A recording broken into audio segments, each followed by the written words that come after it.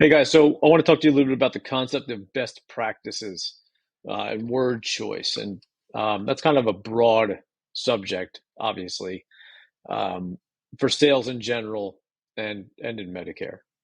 So I'm going to walk you through some of the concepts that you should keep in your mind while you're having these conversations, um, and a lot of it is obviously it translates between different sales environments.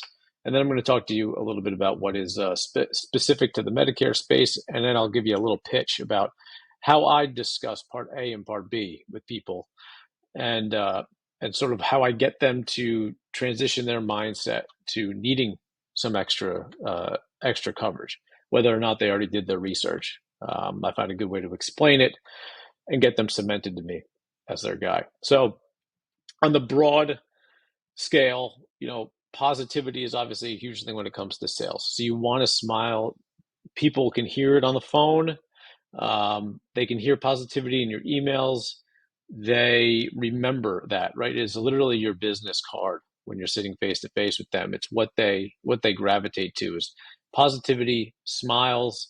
Be charismatic. Don't try to be Google with a pulse. Don't try to just regurgitate all the information that you have. Um, you know, bring a little bit of charm to the situation. Use anecdotes anytime that you can. If there's a situation these guys are discussing and there's something from your personal life, if you want to make something up, go for it. But any sort of real world scenario it can endear you to them, right? Some sort of shared experience. They understand that you're on the same page, and maybe you've seen this before. And obviously, with every sales situation, you want to listen a lot.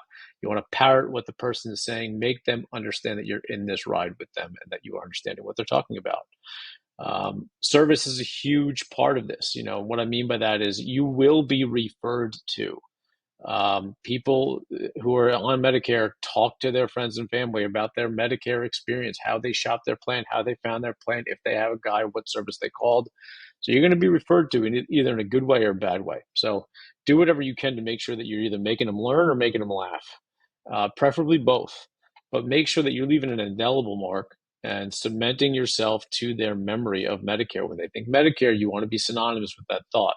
You want to be the image in their brain when they think about their plan or their experience. Product knowledge, Medicare does not make this easy at all. It is changing every year. Not only is there an abundance of information to get through at the beginning, but year over year, they're always flipping the switch on you and keeping you on your toes. It's a lot to get through, but it's your job to understand it. Account management, understand where they've been, where they are, and where they're going, right? If there's any sort of information that you've had with them, uh, do they have a spouse? Where do they live? Do they have an upcoming procedure? Are they on a new expensive medication? Did one of their doctors just retire? Anything that you have that can inform your decision will obviously streamline it. You want to personalize this experience as much as possible. Um, some Medicare specific things when it comes to sales. You don't ever want to use superlatives. You don't want to say best. You don't want to say most. You never want to say that you represent Medicare. So you don't want to say, we'll find you the best plan. You don't want to say, we'll find you the cheapest plan.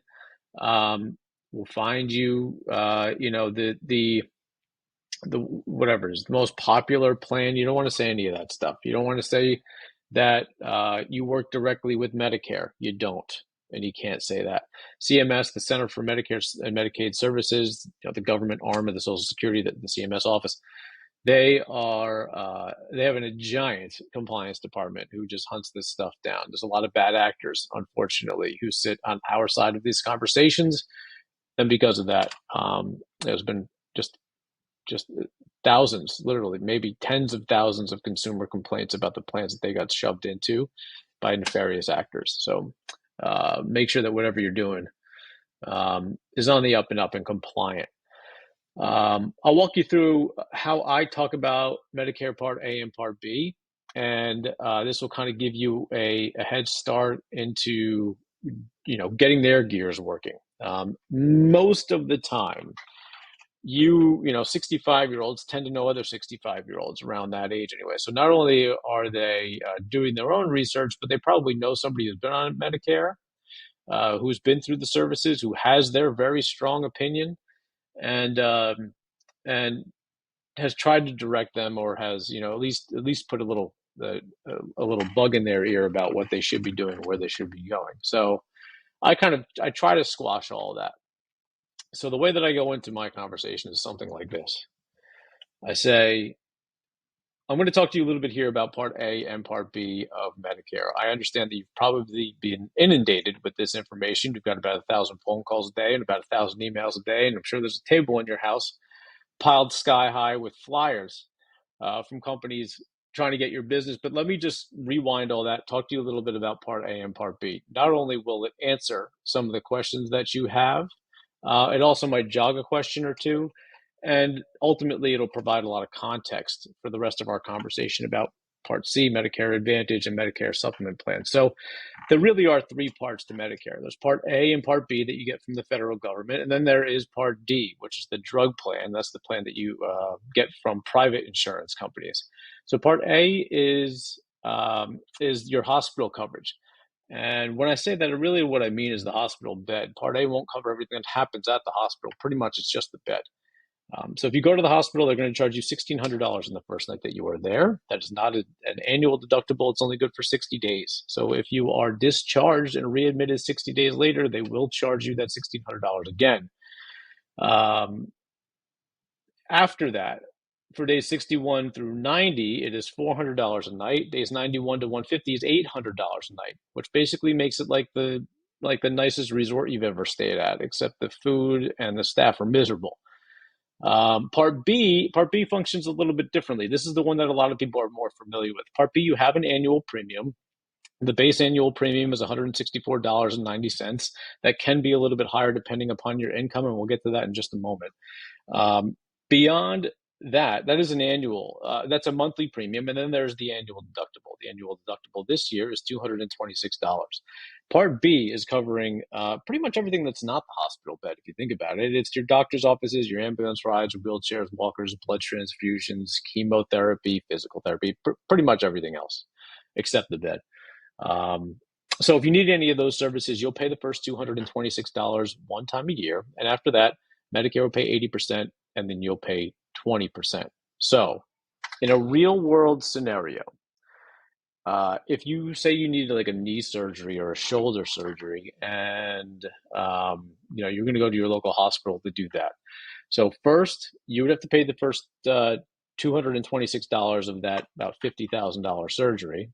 After that, Medicare would pay 80%, so about $40,000, and you would be left with the last $10,000 of that particular procedure. You also have to pay 20% for all the physical therapy.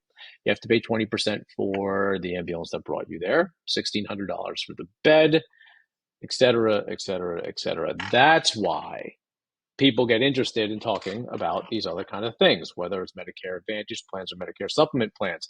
Those things, supplement plans and Advantage plans, really are there to do the same thing. They both are there to financially protect you from Medicare Part B and that 20% that can go on forever. They just do it in two different ways. Medigap and Medicare Advantage plans, they accomplish the same thing ultimately. They just do it in exactly opposite structures. So we're going to talk a little bit about your situation. I'll ask you some questions about what's going on with you, and then we'll determine which path to go. And after we just figure out which path is most comfortable for you, we'll get into some plan-specific details. All right. And that typically gets them chomping at the bit, right? Maybe they will give me a bunch of information about context, right? History. I do have a surgery coming up, or I need to make sure I can go visit my kids who live 3 states away. It really will inform your decision about which way to lean in on. But at the very minimum, you need to have sort of a little bit of charisma, a little bit of anecdotes, and abundant product knowledge. And again, bring the positivity and let them know that you're here for them.